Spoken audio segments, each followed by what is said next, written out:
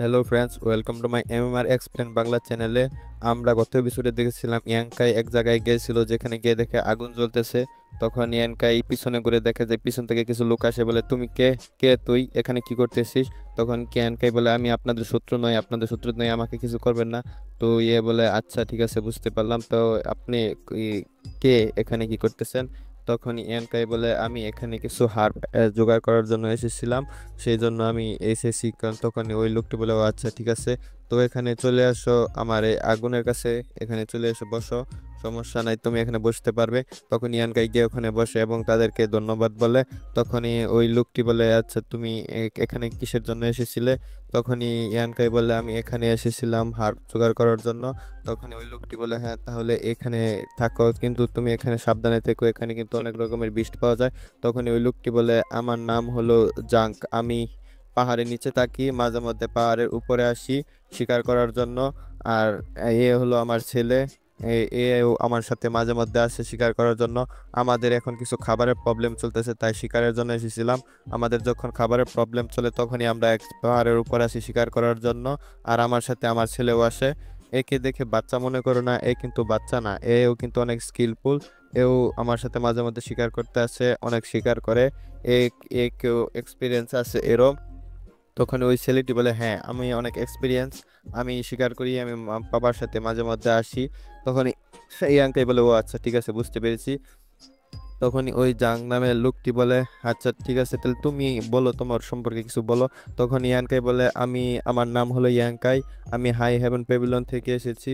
আমি এখানে এসেছিলাম কিছু হার্ব জড়িবুটি জোগাড় করার জন্য, সেজন্য আমি এখানে এসেছিলাম। ওই লোকটি বলে ও আচ্ছা, তাহলে তুমি এখানে জড়িবুটি জোগাড় করার জন্য এসেছিলে? তখন ইয়ানকাই বলে হ্যাঁ আমি এখানে জড়িবুটি জোগাড় করার জন্য এসেছিলাম। তখন ওই লোকটি বলে এখানে অনেক রকমের বিষটা আছে, যেগুলা থেকে কিছুটা সাবধানে থেকো, না হলে তুমি বিপদে পড়তে পারো, তাই সাবধানে থেকো। তখনই ওই লোকটি বলে ও আরেকটা কথা বলতে ভুলে গেছিলাম, আমার ছেলেকে দেখতেছো না? এও মনে করে একবার সেক্টে জয়েন করতে গিয়েছিল ওই হাই হেভেন প্যাভিলিয়নে, কিন্তু আমার ছেলে এতটা স্কিলফুল বা পাওয়ারফুল না হওয়ার কারণে যেতে পারে নাই, সেখানে টিকতে পারে নাই, সেই জন্য ওইখান থেকে চলে আসছে। তারপরে ওই ছেলেটিও হাসতে থাকে, হ্যাঁ হ্যাঁ হ্যাঁ আমি গিয়েছিলাম সেজন্য। তখন ইয়ানকে বলে ও আচ্ছা ঠিক আছে, বুঝতে পেরেছি। আমি তখনই ওই লোকটি বলে ও আচ্ছা ঠিক আছে, তাহলে তুমি কি এখানে হ্যাঁ, তখন ইয়ানকে পেট থেকে গুড়গুড়ানি আওয়াজ আছে। তখনই ওই লোকটি বলে আচ্ছা তোমার খিদা লেগেছে, তখনই বলে নেও নাও এই আলুটা খাও। তখন ইয়ানকে বলে না থাক, দেওয়ার দরকার নাই, আপনারা আদিবাসী, তার মধ্যে আপনাদের খাবারের অভাব, যে কারণে আপনারা পাহাড়ে এসেছেন শিকার করার জন্য।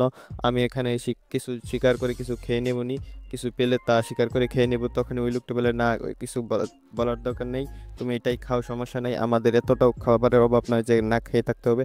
তখন ওই লোকটি তাদের সাথে ঘুমিয়ে পড়ে, তখন ইয়ানকাইও ঘুমিয়ে পড়ে। আর আমরা বলেছিলাম যে এই সময় যে দিনের বেলা, কিন্তু দিনের বেলা নয়, রাত্রে বেলা।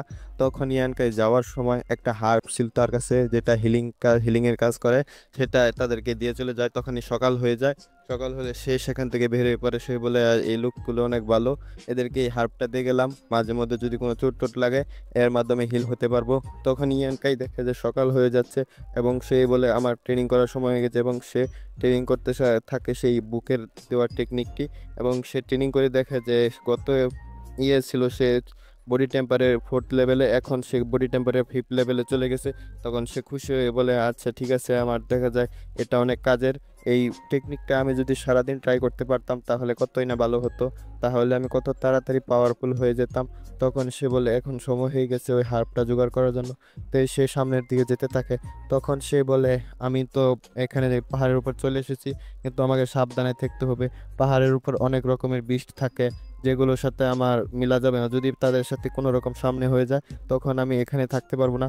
তখনই সে একটি খরগোশ পেয়ে যায়, খরগোশটাকে বলে ও আচ্ছা ঠিক আছে, পেয়ে গেছি, এটা আমার এখন আর পরবর্তী দুপুরের খাবার হয়ে যাবে, এটাকে আমি পাকিয়ে খেয়ে নিব। চাইনিজ মানুষ তো যে কোনো কিছুই খেতে পারে, আমাদের দেশে তো মুরগি টুরগি আমরা খাই স্বাভাবিকভাবে, কিন্তু চাইনিজরা কিন্তু সাধারণত খরগোশটা একটু বেশি খেয়ে থাকে, তারা মুরগি খরগোশ এগুলো সাধারণ বিষয় তাদের কাছে।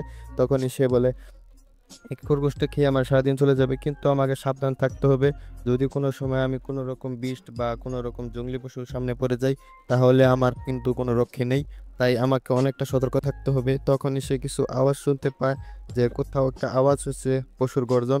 তখনই সে আবারও অবাক, অনেক জোরে আওয়াজটা হয়। তখনই সে বলে, এটা তো ইয়ে ঘর, ওই জাঙ্কের আওয়াজ, মানে যাদের সাথে মিলেছিল সেই রাত্রেবেলা। তখনই সে একটি গুহার সামনে চলে যায়। সে গুহার সামনে দেখে মাকড়সার জাল এবং সেখানে একটি ধনুক পড়ে রয়েছে যেটা জাঙ্কের হাতে ছিল। তখনই সে এটা তো জাঙ্কের ধনুক, তাই সে ওই জালটি ভেঙে গুহার ভিতরে প্রবেশ করে। গুহার ভিতরে ঢুকে দেখে যে কিছু মানুষের হাড্ডি পড়ে আছে, যেগুলো জাল দিয়ে পেঁচানো। তখন একটু সামনে গিয়ে দেখে যে সেখানে ওই যে লোকটির সাথে দেখা হয়েছিল, জাঙ্ক নামে লোকটি, সেই লোকটিকেও দেখে যে পড়ে আছে। তখনই সে বলে, এটা মনে হয় ডিমনিক বিস্টের কাজই। তখনই সে দৌড়ে যায়, জাঙ্ক আপনি তখনই জাঙ্কটি তপস করে উপর থেকে নিচে পড়ে যায় ওই বাচ্চার বাবাটি। তখনই সে গিয়ে বলে, আপনি এখানে কিভাবে আসলেন, এটা কিভাবে কি হলো? তখনই জাঙ্ককে উঠানোর চেষ্টা করে।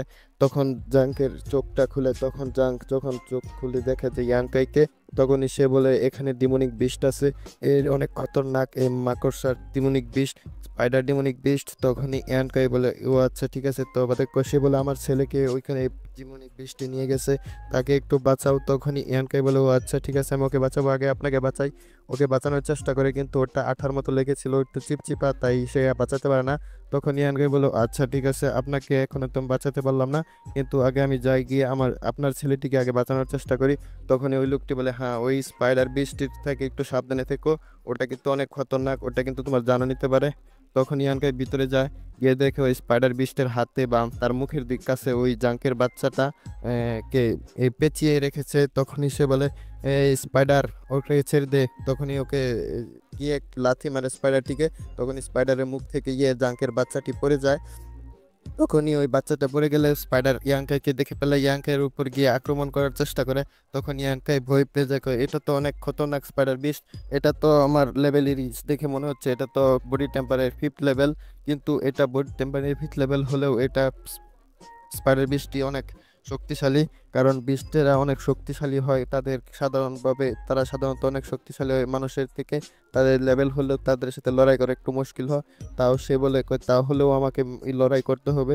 তাই স্পাইডারের একটা জুড়ে মারে, লাথি মারে, তারপরে সেটা গিয়ে উড়ে একটা দেওয়ালের সাথে লেগে যায়। তখনই সে বলে, খুব ভালোই হয়েছে, নয়তো এখন তো আমি মরেই যেতাম। তখনই লক্ষ্য করে জাঙ্কের যে বাচ্চা, সেটার দিকে লক্ষ্য করে।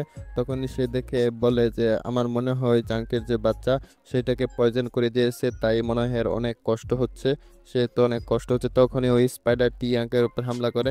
তখন ইয়াংকে বলো, তারপরে ইয়াংকে লক্ষ্য করে যে তার উপর হামলা না করে যে গুহা আছে, গুহার আশপাশে হামলা করে। তখনই দেখে যে সে আশপাশে যে গুহার হামলার রাস্তা আছে, রাস্তাটা ব্লক করে দেয়। তখনই ইয়াংকাই বলে, ও আচ্ছা স্পাইডার মহাশয়, আপনি তাহলে আমার সাথে একেবারে শেষ পর্যন্ত লড়াই করতে চান, যাতে আমি এখান থেকে পালাতে না পারি, আপনার সাথে লড়াই করতে পারি। এখন বুঝতে পেরেছি, আর অবশ্যই ঠিক আছে, আমি আপনার সাথে শেষ পর্যন্ত লড়াই করব, আমি এখান থেকে পালাবো না। তখনই এই চ্যাপ্টারটা এখানে শেষ হয়ে যায়। ভিডিওটি ভালো লাগলে একটি লাইক করবেন, আর এরপরের এপিসোডটি দেখার জন্য চ্যানেলটিকে অবশ্যই সাবস্ক্রাইব করবেন।